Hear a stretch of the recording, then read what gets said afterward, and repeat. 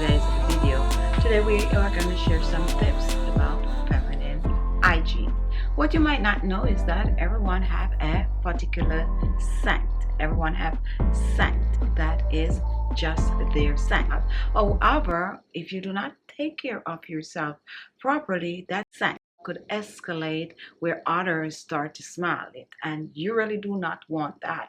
So what we're going to do, we are going to share some tips to help you stay in your lane, to help your body to be friendly to you and also friendly to others. Now first, let's talk about the armpit. How do you take care of your armpit to prevent it from escalating into a smell that others might notice? The first thing you need to do is to make sure to scrub the armpit. Scrubbing the armpit with a wash rag is good. You can also use a body scrub to exfoliate the area. Another thing that is very important is to always make sure that that area is extremely dry. To do so, when you get out of that shower, dry your armpit. And guess what, guys? Deodorant is very, very important, as since it helps to control sweating and it also helps to control a stale perspiration. What happened when you could smell perspiration on someone, that is because it is now stale. It's exposed to the environment, to the hair, which now started to form bacteria. But coming out of the body, it is not, funky at all. So to prevent that, you choose a deodorant that your body can tolerate.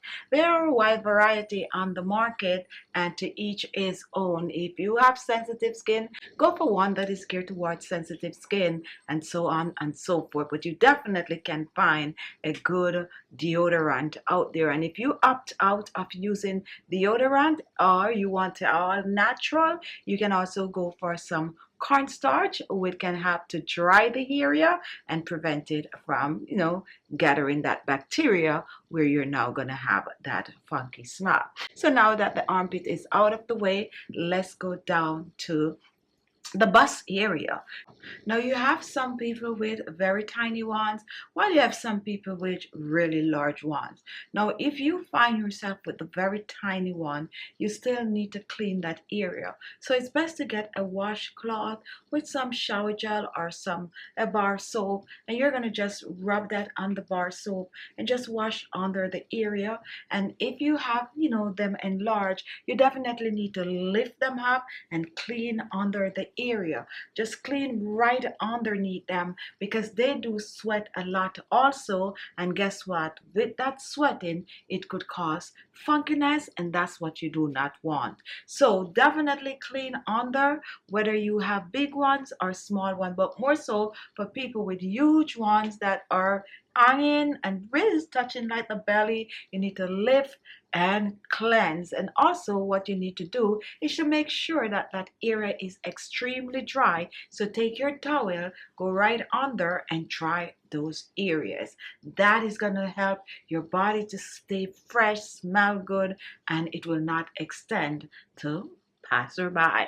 Now after we finish cleansing that area, another important area is right below the bulbs, the navel. Okay, a lot of people tend not to clean their navel, and there's a little controversial issues when it depends on culture and all of that, where it's going to say you don't touch that area any at all. But please bear in mind, if you have one of those that is sink in, you need to take a little wash rag, damp it, and clean that area out and flush it out with a little water. Okay, how many of you have ever really, if you have that shrunken one, put your finger in there, twirl it around and give it a little smell? It do form bacteria, and it also have grease and dirt which need to be cleaned. Now we're moving on downwards, and our next stop is gonna be our private area, and that area have more than one section that need to be cleansed properly. The first area we're going to talk about is the inner side, the inside.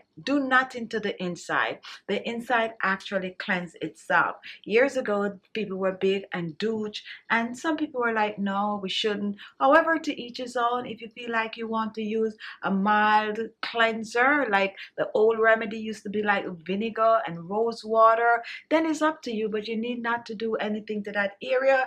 It cleanses itself. Now let's talk about the outside, which is your duty, and that is where your focus should be.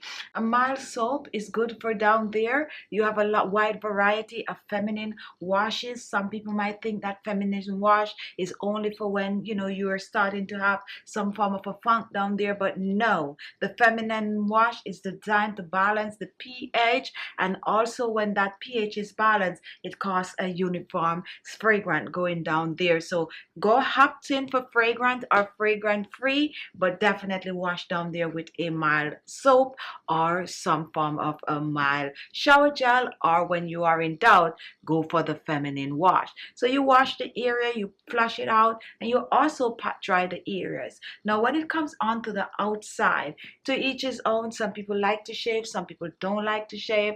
I am all for shaving and get rid of that excess hair, especially that time of the month when all of that stuff could itch in all of that and create a more full apparent smell, especially if you are not the type of person that is going to be washing that area often. Believe it or not, some people don't. When that is happening, I suggest you wash that area at least twice per day. And the reason why I'm saying at least twice a day is because you wash it in the morning. Some people have to go to work. You can get to wash it during the day. You might use some baby wipes or some feminine wipes or stuff like that, but definitely wash at night. If you're home right throughout the day, I suggest that you wash it. Every time you go take a little pee-pee, you just wash it, especially at that time of the month. Now when it comes on to the side, which we call the groin or the inner thighs, definitely guys, that's also need to be focused on. Whenever you're washing yourself, you're taking your shower, don't just pass over that area like it's just another part of the body. Focus on that area. Use your wash rag or whatever it is that you use to exfoliate your skin and exfoliate those areas. It don't have to be dark or anything like that. It just need to be clean. So you exfoliate those areas and you make sure that you pat dry. Now let's go to the back area. Do you know that it is very vital when you're taking your shower to wash that back area? Now you're not going to wash from the front upwards. You're going to wash, well, let's talk about the front area. When you wash in the front area, you wash backwards. But when you get to the back, let that shower run in there with some soapy water and just wash it out. Like wash it out. Some people have very, very deep ones because the bigger the buttocks is, the deeper it is, and you need to get in there and you need to wash it out because it's do sweat. And guess what? At that time of the month also, things just seep all right down there, which need to be properly washed. Now you might be saying, oh, most people should know that. Believe it or not, a lot of people go in the shower, they soak themselves up and they're out. They don't focus on those areas, and those are some of the most important areas to focus on when you are trying to stay fresh and to stay very pleasant around people and also for yourself. So let's recap. Starting from the armpit, you make sure to cleanse. You cleanse your under boobs. You also do your navel. You do your inner thighs, and you focus on the outside. You open, you clean out, you wash out, and you pat dry. And that is going to help you to stay fresh, pleasant, and feel good about yourself. And while we are at it, just before we go, guys, please remember your mouth.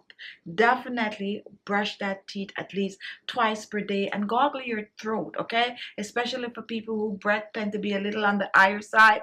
Gargle, fill your mouth with water and gargle that. That actually help to get mucus out of your throat, and it also help your tongue and just make your mouth feel fresh. So cleanse from the top all the way to the bottom. And let me tell you another thing that is very, very important is your feet. You need to also wash your feet. And when you wash your feet, make sure to wash between your toes. Some people are not aware that if you don't clean that between toes, it could also have a thing they call what's the name for it again, where it could split and it could cause a funny smell. So wash your feet and dry those toes, and there you are, you're clean from head to toe.